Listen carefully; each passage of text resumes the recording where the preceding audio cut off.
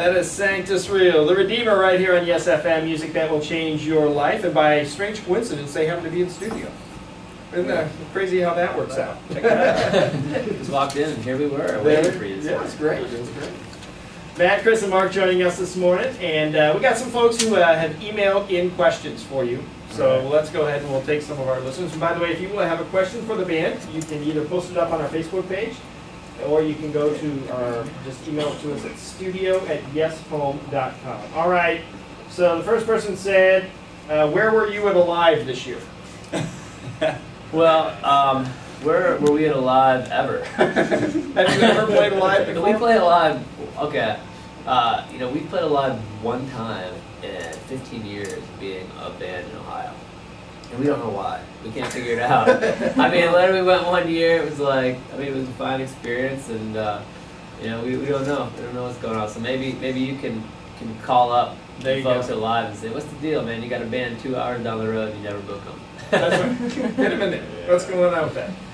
Probably it was sunny there, too. You won't want to play that. Yeah, never. You get the rain going on.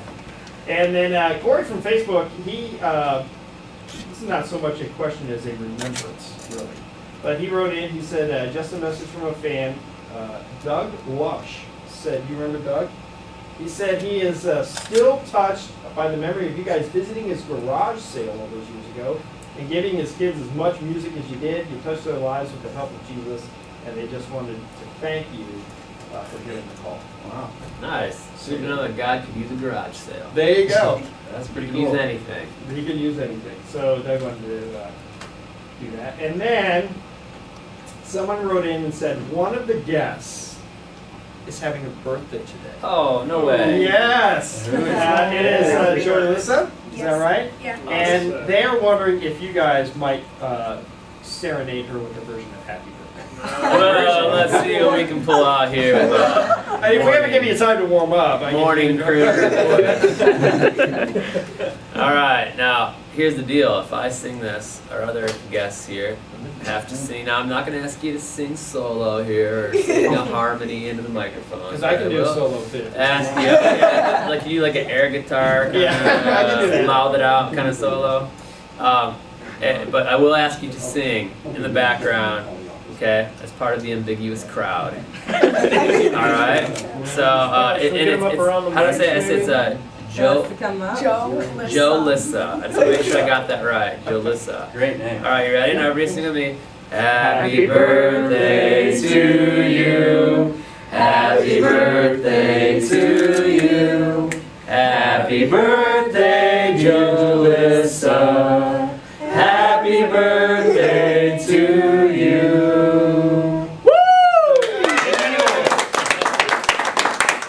Happy birthday, Joe. Happy birthday. Thank you. That is just some of the fine vocal harmonies you'll hear. Sanctus Real's Pieces of a Real Heart CD. I have one of those to give away. So we'll take caller number 8. Caller number 8, 419-240-1937 or 1-800-457-1937. Caller number 8, you can call in and you can pick up a Sanctus Real Pieces of a Real Heart CD. All right, I want to play another song from you guys. This is one of my all-time favorites. And this is one of the great, I think a great example of how you can take a song, you record it, and then you do it differently. And it just goes. And Black Hole, which is a great song in and of itself. But you guys did an acoustic version. I love the acoustic version. Tell us about this. I'm just excited that you love it. I can do. tell. I mean, look love at you. this song. It is so You're cool. adamant about it. I like it too. Yeah, we love it. We've never played it live that way, but we've been talking about it. So maybe it's time to make that happen. Maybe in Bowling Green even. We just I'll be there. I'll be ready. We'll see what we can do. But yeah, that's a song off our last record, We Need Each Other. And we did a few acoustic tracks as bonus material for it. And spent, I think, a day in the studio. The same guy that produced the record. And that one was just played all live, all at once. He played like a little organ on it. Our other guitar player, Pete, he just pulled out a slide and started playing slide on his acoustic, and it just kind of all happened. It was one of the coolest things I think we had a chance to do live in the studio. So. And it does. It has that kind of live bluesy feel to it. I love the blues in it, so I just love that. Thanks. This is Sanctus Real, the acoustic version. Black Hole. got some special guests in the studio, and they're hanging out with us, and we just got to sing Happy Birthday to one of them. Very cool. Oh, yeah. And we have some folks sending in questions. They got some questions for you guys. Are you ready for some questions? Oh, yeah. It's like 20 questions now. We're just gonna fly at them fast and furious. All right. So Edward wrote in. He says, "How do you recommend young Christian bands from Toledo make it their career path?" It's virtually impossible, my friend. You mean Toledo's not the Once in a lifetime, we snack. God said I'm giving one man from Toledo, and then you guys win. That's our Because we're not like a musical hotbed. Yeah. We're not Well, like Detroit or Nashville. No, there aren't many cities that are. I mean, there's a few cities that are known for the musical, groups that come out of it. But there's no special place or special formula that gets anybody kind of to that place where you sign a record deal and you tour the country and have radio singles and all that. I mean, that's just it's all. First of all, it's about. I guess from a business point of view, it's about great songs, but really it's about is God. If you're a Christian, it's about is God opening the door for you. And one of the biggest, I think, mistakes that we can make about anything in life is comparing ourselves to other people and saying, well, that's the way, I see the way this person does it, and that's the way I want to do it. Whereas God can still take people's talents and use them in so many different ways. So for us to say, well, this is how you do it, is hard to do because we've seen people flourish with music in so many different ways. As songwriters and musicians in churches and worship leaders in different parts of the world. So many different avenues you can take that I think you just see. It's like anything that sounds so generic, but it's just literally the fundamental truth of all Christian life is if you do delight yourself in the Lord, then He'll give you the desires of your heart. He'll put those desires in your heart. And just thinking Him, you'll know what that call is, and you'll be able to follow it. And if that's the path that He has for you, which is music, then you'll just keep being excellent at it, keep seeking the Lord, and go open the doors that He sees fit. I'd say if you ever get your stuff played on Yes FM, that's the ticket. Yeah, right that's what worked for us. For us. Yeah, so just knock on those guys' door. That's right. Well, they got the underground. Yeah. Did you guys were you ever on the underground? Oh yeah. Yeah. There Yeah. you go. Yeah, there's some real good stuff on there that we that we submitted way back. Sanctus Real, actually, we had a little band called Down at 16. Wait, you guys before. played at our church when you were down at 16. Oh my goodness, was that up in Michigan? We were in Holloway Elementary. Okay. You guys came Oh, yeah. over. Oh, I remember that. You had been together for like a month. Yeah. Played at our church. Yeah, but Yes FM played one of our That's a good songs on the indie show back then. Yeah. It was a big deal for us. And that's Down at inspired. 16. Wow. Yeah. There you go. There's a bit of trivia. Yeah. Someday somebody asks you, what was Sanctus Real's original name? So what, down at 16, what was that? Were you just depressed? Like, yeah, what's up and down? We're down, We're down, we're awesome. 90s later, we're down. We're hanging at 16. We're 16. Yeah. Of course, down at 16. Well, that actually kind of leads into our next question. Ron writes in and says, as you get older and more mature, older, and have more life experiences, how do you see that affecting the music you write and perform? We've been doing some more Barry Manilow covers. Yeah. I'm very excited about that. I think the older we get, the cheesier Mark's jokes get. So I mean that in all, lovingly, Mark. With love. We're growing old together. Not many people get to do that and watch it happen. So. I am becoming a pro at the dad jokes. I've got 3 little boys at home now, so dad jokes. Corny jokes I that got you gotta it do. down. I think there was a time when. Oh, sorry. I thought you just wanted to talk about Barry. Oh, go ahead.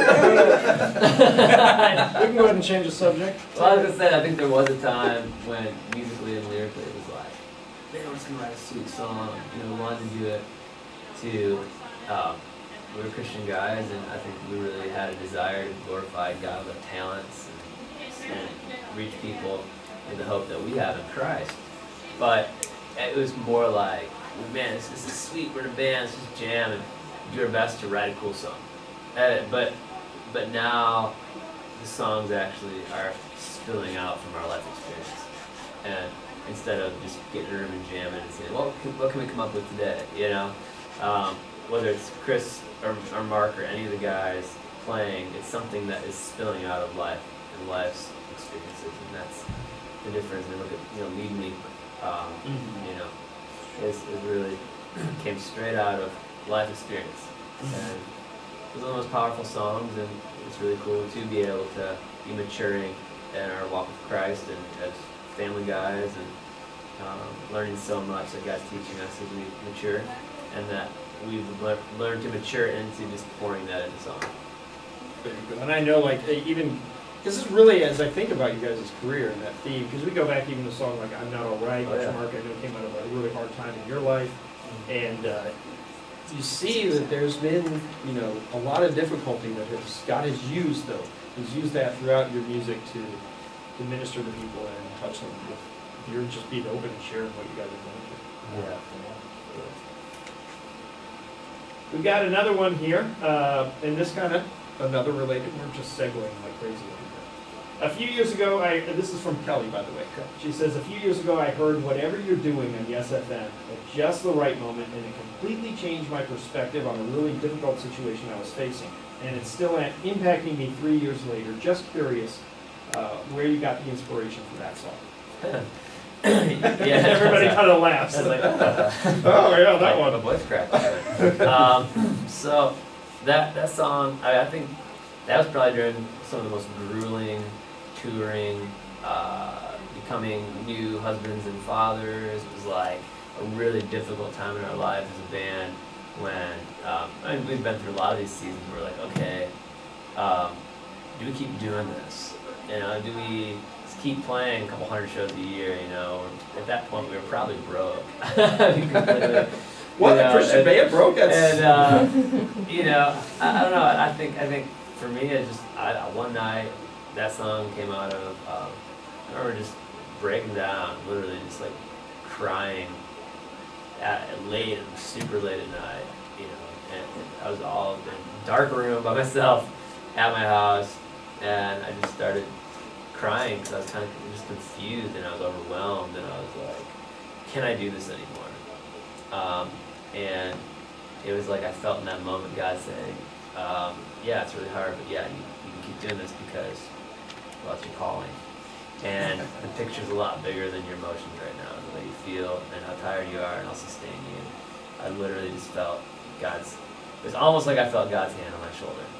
And it was that peace in the chaos that song talks about, that I had a true understanding at that moment that even though I couldn't see the bigger picture of what was happening, how my life fits into God's story that He's written, you know, but it does.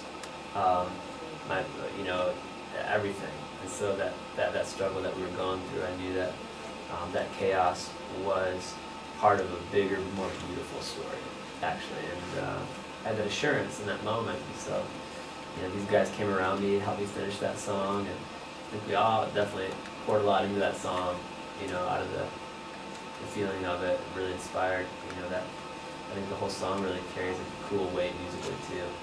And so glad that it could impact your life. Very cool. And we got another, this comes to us all the way from the Netherlands. Hello. A listener online in the Netherlands.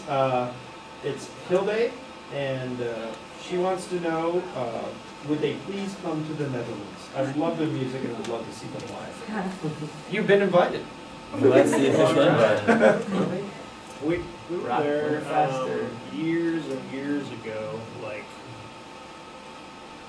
I want to say it had to have been like Fight the Tide era. Yeah, I think so. Was that the same trip we went to Germany? Yeah, Yes. played the Rock Night. They were like the two winter rock festivals.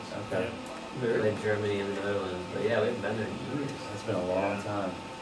We've been talking about heading that way like next year, like August 2012, I think. Yeah. I mean, unfortunately to wait that long, but we've been talking about it. Yeah.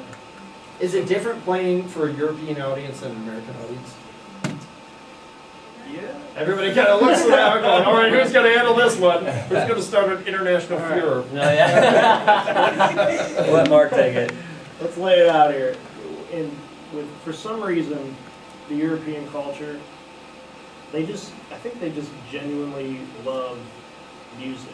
It's almost like they don't even care if they've never heard of your band before, never heard a song before. You're on stage, you're playing music, they love you. And that's just kind of how it is there. That's cool. And so it's just neat that you very quickly feel comfortable when you're playing your show on stage, and there's just this camaraderie that happens there. Whereas a lot of times in the U.S., we've found that, if you go to a town where maybe there's no Christian radio and they're hardly familiar with the band, there's always this kind of like, they kind of stare at you. And there's this little bit of like nervousness, like, oh, they like us or not. And it usually turns out like, yeah, they love the show. They don't go to concerts. They don't know what to do, Mm-hmm. Like, and we've had that experience before, but in Europe, they just jump around and go crazy no matter There's what. a gene. We go wild over music gene. Yeah. In the European blood that scientists have not identified yet. Yeah. But it's there. But it's there. And we've seen it. We've experienced. In the genome.